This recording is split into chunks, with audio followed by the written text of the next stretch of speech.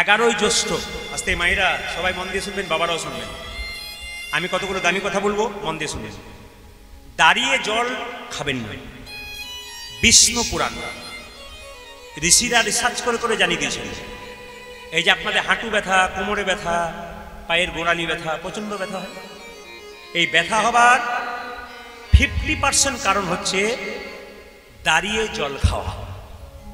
এইদিকে সবাই তাকে ইউরিক অ্যাসিডের ব্যথা হয়ে গেল আলাদা জিনিস, কিন্তু এই যে বিভিন্ন সময় ইউরিক অ্যাসিড নেই অথচ আপনার শরীরে ব্যথা। বাগভট্ট ঋষি, চরক ঋষি, সুশ্রত ঋষি আস্তে আস্তে খুব সুন্দর কথা বলে গেছেন যে আপনারা কিছু কিছু কাজ আছে আপনারা করবেন না। কোন দিন? যখনই জল খাবেন বাচ্চাদেরকেও খাওয়াবেন। যার হাঁটুতে ব্যথা, কোমরে ব্যথা হয়েই গেছে, তিনি পরবর্তী ক্ষেত্রে আপনার সংসার যেন কারো না হয়, তার জন্য বিষ্ণু পুরাণ বলছে, কি বলছে? আপনারা দাঁড়িয়ে জল খাবেন না। আস্তে আস্তে বাম হাতে জল খাবেন না। কি বললাম? জোরে বলুন। দাঁড়িয়ে জল খাবেন না, বাম হাতে জল খাবেন না, কখনো বাম হাতে জল খাবেন না, একবারে খাবেন না। দ্বিতীয় বলে দিই আস্তে আস্তে, দাঁড়িয়ে জল খাবেন না, বাম হাতে জল খাবেন না।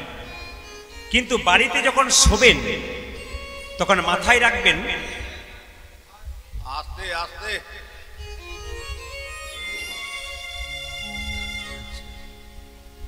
সোনার জিনিস পড়েছিল নাকি? তাহলে তো খুঁজতে হবে।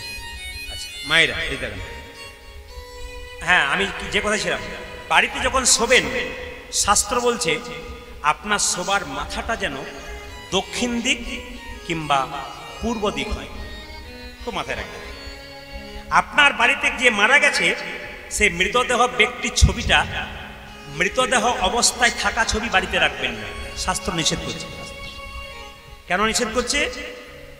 একটা কারণে নিষেধ করছে, যদি কেউ রাত্রিবেলায় ঘুম থেকে উঠে ভয় খেয়ে যায়, এই জন্যে মৃত ব্যক্তির ছবি আপনারা বাড়িতে রাখবেন না। যিনি জীবিত আছেন ওই ছবি বাড়িতে রাখবেন। যিনি মারা গেছেন তার ছবি ঠাকুর দেবতার নিচে রাখবেন না, তাকে ফুল দিতে পাবেন না, তাকে দেওয়ালে টাঙিয়ে রাখবেন, তাকে ফুলের মালা দিয়ে প্রণাম করতে পারেন, সম্মান করতে পারেন। আমাদের আত্মীয় স্বজন যারা মারা গেল তারা সবাই দক্ষিণ দিকে থাকে, ওটা দক্ষিণ দুয়ার হচ্ছে জমের দুয়ার। তাই মাথায় রাখবেন, জ্যোতিষশাস্ত্র বলছে সন্ধ্যাবেলাতে দক্ষিণ দিকে কোনো দরজা জানলা থাকে, যখন আপনি বাড়িতে ধুনো দেবেন বা বাড়িতে ধূপ দেখাবেন, সন্ধ্যা প্রদীপ দেখাবেন, দক্ষিণ দিকের দরজা জানলা যেন বন্ধ থাকে। আমি বলি নাই, জ্যোতিষশাস্ত্র বলছে। যারা জ্যোতিষ নিয়ে পড়াশোনা করেছে জিজ্ঞেস করে নেবেন। বাড়ির মঙ্গলের জন্য কিছু কাজ আছে যেগুলো করা দরকার আছে, শুনবেন। দ্বিতীয় কথা, আপনি মাথাটা উত্তর দিকে শোবেন না। কেন করে না? উত্তর দিকে শোয়ার কারণ দুটো না শোয়ার। কি? এক হচ্ছে উত্তর দিকে দীর্ঘদিন ধরে আপনি শুয়ে থাকুন, শাস্ত্র বলছে আপনার শরীর রোগের ব্যাধির মন্দির হয়ে যাবে, যত না ছিল তার চাইতে বেশি হবে। আর আপনি পূর্ব দিকে মাথা করে শোবেন, আপনার চিন্তা ভাবনা ভালো হবে। আপনি দক্ষিণ দিকে মাথা করে শোবেন, কেন? ওইদিকে পা করলে পূর্বপুরুষরা আঘাত পাবে, কষ্ট পাবে, ওইদিকে মাথা করলে আশীর্বাদ পাবেন। ভগবানের পুজো করবেন মন্দিরে পূর্ব দিকে মুখ করে কিংবা উত্তর দিকে মুখ করে। খুব মাথা রাখবেন, পূর্ব দিকে মুখ করে কিংবা উত্তর দিকে মুখ করে। এই কথাগুলো সবাই কিন্তু মাথায় নিয়ে যাবেন। পূর্ব দিকে মুখ করে, উত্তর। হ্যাঁ, বাড়িতে খেতে বসবেন, আপনার বাড়িতে বাচ্চাকে খাওয়াবেন, আপনারা খাবেন, দুটো দিকে বসে খেতে হয়, একটা পূর্ব দিক মুখ করে, একটা উত্তর দিক মুখ করে। খুব মাথায় রাখবেন কথাগুলো, একটা পূর্ব দিক, একটা উত্তর দিক। আমি মন্দিরে প্রণাম করতে গেলাম, একজন বাবাজিকে দেখলাম, বাবাজি নয় ঠিক, মানে একজন বয়স্ক বাবা, উনি সোজা প্রণাম করছেন মন্দিরে। আপনারা কীর্তনের আসর থেকে গিয়ে যদি মন্দিরে ভগবানকে সোজা প্রণাম করেন, আপনার একজনেরও হচ্ছে না, গোটাটাই ভুল করছেন, একটাও ফল হবে না। আপনাকে ব্যায়াম করতে বলেছে, অনুলোম বিলোম করতে বলেছে রামদেবজি, আপনি উল্টো করে দেবেন, ফল তো উল্টো হবে, আপনাকে হিসাবে করতে হবে। এই জন্য মাথায় রাখবেন, মন্দিরে ভগবানকে প্রণাম করবেন ওনাকে বাঁ দিকে রেখে। মহাপ্রভু এই দিকে মুখ করে আছেন, রাধাকৃষ্ণের দিকে মুখ করে আছেন, আপনি যখন প্রণাম করবেন তখন আপনাকে এই দিকে মুখ করে প্রণাম করতে হবে। আবার দেখবেন যদি দেবতার মন্দির হয়, মা কালী, মা মনসা, মা দুর্গা, তবে তাকে ডান দিকে প্রণাম করতে হবে। আর যদি সাধুগুরু বৈষ্ণব হয় তাকে সম্মুখে প্রণাম করতে হবে। বাবারা সাষ্টাঙ্গে লম্বা হয়ে লাঠির মতো প্রণাম করতে পারে, কিন্তু মায়েরা কোনোদিন লম্বা হয়ে মন্দিরে অন্তত প্রণাম আপনারা করবেন না। মন্দিরে প্রণাম আপনার পা একবারে লম্বা হয়ে নয়, পঞ্চাঙ্গে মানে হাঁটু গেলে মাথা ঠিকবে, দুটো হাত ঠিকবে, দুটো পা ঠিকবে। হ্যাঁ কপাল ঠেকবে, মানে 5টা আপনার মাটিতে ঠেকবে। এই জন্য আপনাকে পঞ্চাঙ্গে প্রণাম করতে হবে। এই কতগুলো কথা ছোট ছোট করে দিলাম। এই যে আমি হ্যাঁ আসল জায়গাটা যেটা প্রশ্ন করেছিলেন উনি, যে কি হ্যাঁ ফল হারিনি অমাবস্যা 11ই জ্যৈষ্ঠ উনি বলেছেন। আর আমি কিছুক্ষণ বসে বসে আসরে আসার আগে একটু স্মরণ করে নিলাম। যতটুকু স্মরণ করলাম ততটুকু বলবো, পারফেক্ট বলবো কিন্তু যতটুকু বলবো সবাই শুনবেন। ফল হারিনি অমাবস্যা হচ্ছে 11ই জ্যৈষ্ঠ সকাল 11টা 3 লাগছে, আর পরের দিন সকাল 8টা 13 ছাড়ছে। অমাবস্যা রয়েছে এই দিন সারাদিন, আগের দিন রাত্রিবেলায় আপনাকে রাত্রি উপবাস করতে হবে। যদি কেউ অমাবস্যা পূর্ণিমা করতে পারে, তবে মহাজনরা বলছেন, পূর্বপুরুষরা বলছেন, আয়ুর্বেদ বলছেন, তার হাঁটু ব্যথা, শরীরের ব্যথা, ফাইলেরিয়ার যে জ্বর আছে, যদি কেউ প্রতিনিয়ত অমাবস্যা পূর্ণিমা করতে পারে 100% গ্যারান্টি দিলাম তার ফাইলেরিয়ার জ্বর আসবে না, কোনো মতেই আসবে না, একবার আসবে না, 100% আসবে না। মিলিয়ে দেখে নেবেন আপনারা একবার, প্রতিটি জায়গাতে মিলিয়ে দেখে নেবেন। 2, এই অমাবস্যার দিনে আপনাদের মাথায় রাখতে হবে, এই অমাবস্যার দিন গ্রহরাজ শনি দেবতার জন্ম। এই যে 11ই জ্যৈষ্ঠ না, অমাবস্যাটা আসছে, মানবেন সবাই, কিন্তু সেদিন পারলে ভালো হয় রুটি খাবেন, সবজি খাবেন, নিরামিষ খাবেন, ভাত মুড়ি কিছু খাবেন না সেদিন। যারা পারবেন, অনেক শরীর উপকার আছে, যদি অমাবস্যা পূর্ণিমা পালন করতে পারেন। অনেকেই পালন করে, অনেক বাড়িতে মায়েরা বাবারা পালন করে, শুনবেন সবাই। সেদিন শনি দেবতার জন্ম। 10 মহাবিদ্যার এক মহাবিদ্যা, তার নাম হচ্ছে আমাদের মা দক্ষিণা কালী। ইনি হচ্ছেন গুরুদেব। কার গুরুদেব? ইনি হচ্ছেন আমাদের শনিরাজের গুরুদেব। ইনি 10 মহাবিদ্যার প্রথম মহাবিদ্যা বা এক মহাবিদ্যা। এইবার লক্ষ্য করবেন, সেদিন মায়ের একটা কাজ করতে পারেন, অশ্বত্থ গাছে জল দিয়ে অশ্বত্থ গাছকে প্রণাম করতে পারেন। আপনাদের যদি এই কাজটা করতে পারেন, স্বামী স্ত্রীর মধ্যে যদি বিবাদ থাকে, বিরহ থাকে, তাহলে শাস্ত্র বলছে অমাবস্যাতে এই জিনিসটা করতে পারলে আপনাদের স্বামী স্ত্রীর বিবাদ আস্তে আস্তে সরে যেতে চেষ্টা করবে। আপনারা শনি দেবতার মন্দিরে অপরাজিতা ফুলের মালা দেবেন, আর তিল বা তেলের প্রদীপ দেবেন। খুব মাথায় রাখবেন। শেষ উপদেশটা আপনাদের দিয়ে যায়, সেদিন কিন্তু অমাবস্যার দিনে, ফলহারিণী অমাবস্যার দিনে রামকৃষ্ণদেব ষোড়শী রূপে আমাদের সারদা মাকে পুজো করেছিলেন। শেষ উপাচারটা দিয়ে দিই, এই দিন একটা কাজ যদি করতে পারেন ওই অমাবস্যার দিনে, ফলহারিণী অমাবস্যার দিনে, আপনার বিরাট মঙ্গল। কি? একটা পিতলের থালা নেবেন, একটা ঘিয়ের প্রদীপ নেবেন, সলতে নেবেন, একটু ঘি নেবেন, 1 টাকার কয়েন নেবেন, পারলে 3টে পাকা ফল নেবেন, কিন্তু ফলগুলো যেন টক না হয়, টক ফল নয়, মিষ্টি ফল।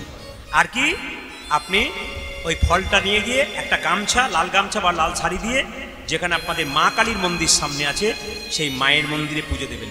আপনার মনের ইচ্ছাটা বলবেন মাকে, যতদিন না পূরণ হবে ততদিন ওই 3টে ফল কিন্তু আপনারা খেতে পাবেন না। গয়া কাশী বৃন্দাবন গেলে ফল ত্যাগ করে আসতে হয়। আপনার যদি কেউ গয়া কাশী বৃন্দাবন যান বাবারা দাদা, একটা ফল কিন্তু আপনার ত্যাগ করতে চান। তো আমি প্রদীপ পাল, আমি আপেল কলা লেবু খেতে খুব ভালোবাসি। এখন আমি গয়া কাশী বৃন্দাবন যাই, তাহলে আমাকে একটা ফল ত্যাগ করতে হবে। আমি কি বলবো, হে প্রভু আপেলটা তোমায় দিয়ে চলে গেলাম, জীবন আমি আর আপেল খাবো না। এই যে ত্যাগ, এই ফল ত্যাগ করতে হয়। আমার বাড়ির পাশে একজন গিয়েছিল গয়া কাশী বৃন্দাবন, দিন কয়েক আগে ফিরে এসছে। দাদা গিয়েছিলাম, বলে গিয়েছিলে, ফল ত্যাগ করলে? বলছে হ্যাঁ করেছি। বলে কি করলে? বলছে কামরাঙা। বললাম কামরাঙা কেন? বলছে ওটা টক ফল খেতে পারি না, দিয়ে চলে এলাম। হে বোকা, বললাম এক করে বসলি তুই। এরকম করলে হবে না, কিন্তু আপনার প্রিয় ফলটা কিন্তু আপনাকে ত্যাগ করতে হবে। এ হচ্ছে ফল হারিণী অমাবস্যা, 11ই জ্যৈষ্ঠ এবং 12ই জ্যৈষ্ঠ। আপনারা সবাই মানুন। ওই বৃদ্ধ ব্যক্তির কথা অনুযায়ী আমি একটু ব্যাখ্যা করে বলে দিলাম, সবাই মিলে বলুন ফল হারিণী অমাবস্যা কি? ফল হারিণী অমাবস্যা কি? ফল হারিণী অমাবস্যা কি? হ্যাঁ হ্যাঁ, তার আগে বলে রাখি, ভগবান শ্রীকৃষ্ণ কালিমাকে দমন করবে। মা কালীর ছবি দেখেছেন, মূর্তি দেখেছেন? জোরে বলুন। মা কালী মন্দির আছে আপনাদের গ্রামে? আছে? আচ্ছা, মা কালীর কটা হাত? জোরে বলুন। কটা? 4টা। একটা হাত কি? দেখে নেবেন, মেলাবেন কথাগুলো। যদি মিস্ত্রি তৈরি করতে না পারে ভুল করছে। এই হাতটা কেমন থাকে? এইরকম। এই হাতটা কেমন থাকে? এইরকম। এই হাতে কি থাকে? খড়গ। এই হাতে কি থাকে? একজন ঝুলছে। তার মানে মা কি বলছে? যদি আমাকে প্রেমের ভাবে কেউ আসবি, তবে তোকে আমি অভয় দেব। অভয় মানে এরকম। আর যদি কেউ ভক্তি ভরে আসবি, প্রেমে ভরে আসবি, আমি তোকে আশীর্বাদ দেবো। যখন আপনারা কাউকে আশীর্বাদ দেবেন, ধরুন ছেলে মেয়ে প্রণাম করছে তো আপনাকে আশীর্বাদ দেওয়ার সময় কিন্তু নিয়ম এরকম নয়, নিয়ম হচ্ছে কি এরকম। আপনার এই বৃদ্ধাঙ্গুষ্ঠীটা অনামিকার আঙুলে মিশবে, কিন্তু এই আঙুলে মিশবে ভালো করে, যে আঙুল থেকে আপনার গুরুমন্ত্র জপ করেন, এগুলো শিখে নিতে হয়। আপনার ছেলে আপনাকে প্রণাম করছে, আপনি আশীর্বাদ করছেন, আশীর্বাদটা কাজে লাগছে না, কি করে লাগবে? আপনি নিয়মে করুন। কীরকম? আপনি অনামিকার মা কালীর দেখবেন হাতটা, হ্যাঁ নিচে হাতটা দেখবেন এরকম আছে, অনামিকার আশীর্বাদটা এরকম করে করতে হবে। আর যদি কেউ কামনার বসে আসবি, মা বলছে তাহলে দেখছিস তো কে ঝুলছে বেটা, তোকেও ঝুলিয়ে ছেড়ে দেবো। তিনি কে? মায়ের হাতে যিনি ঝুলছেন তিনি নিশুম্ভ। শুম্ভ নিশুম্ভ খুব অত্যাচারী ছিল, অসুর। মেয়েদেরকে মা জ্ঞান করতো না। একবার মা দুর্গার দিকে ঝাঁপিয়ে পড়লো। মা দুর্গা তার তৃতীয় নন থেকে করাল বদনী উলাঙ্গিনী মা কালীর সৃষ্টি করলেন। আর মা কালী কি করলেন? একবার খড়গ নিয়ে, নিশুম্ভ খুব অত্যাচারী ছিল, মস্তকটাকে ছেদন করে সেই রক্ত পান করলো। সেই রক্ত মাটিতে ফেলতে দেবে না, কি করলো? সেই রক্ত শৃগালের মুখে দিল। কেন দিল মায়েরা? যত মাটিতে পড়বে অসুরের রক্ত, তত আরো অসুর জন্ম নেবে। সবাই তাকাবেন, মা কালী জিভটা কেটে আছে কেন?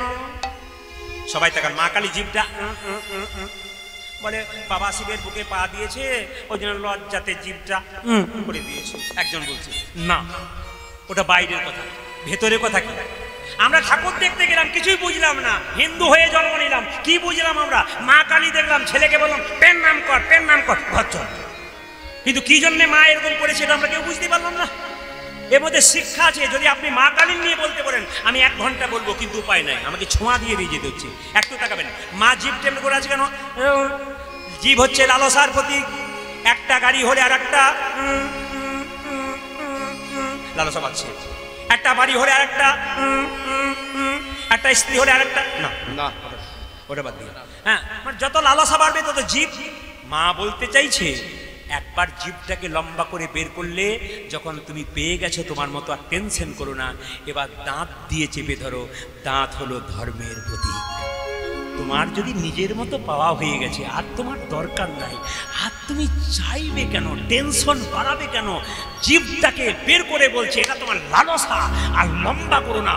এবার যখন পেয়ে গেছো, ধর্মের সত্য দাঁত দিয়ে, ধর্মের প্রতীক দাঁত দিয়ে চেপে ধরো।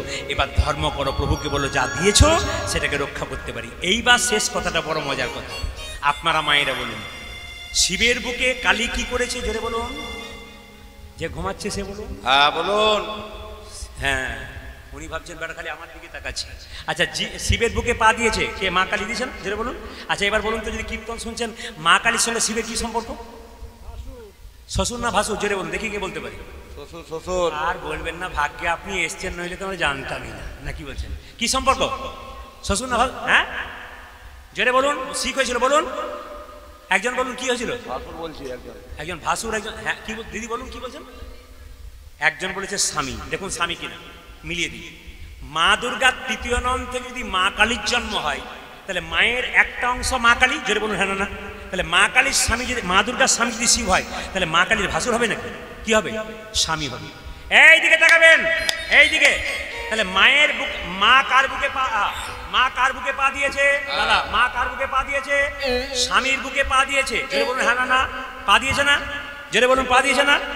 এই কীর্তনটা মেদিনীপুরে করেছে। একটি মেয়ে কীর্তন এসে বলছে, দাদা বলে কি স্বামীর বুকে পা দেওয়া যায়?